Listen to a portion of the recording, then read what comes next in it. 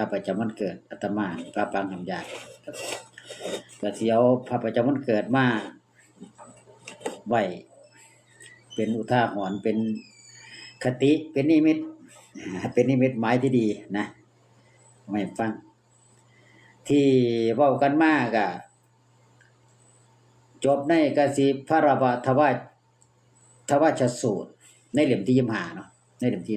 25ในวรรคที่4จุนตสูตรที่5ต่อกันเลยเนาะจุนตสูตรที่เอาฟังไปแล้วแต่ว่าก็ย้อนไปนิดนึงย้อนไปใน จุนตสูตรนะครับจุนตสูตรเป็นวรรคที่5สูตรที่5ในจุนทกรรมมารบุตรทูลถามว่าในข้อ302เนี่ยเลยมาในข้อ302ข้าพระองค์ขอทูลถามพระพุทธเจ้าผู้เป็นมุนีมีพระปัญญาหลาย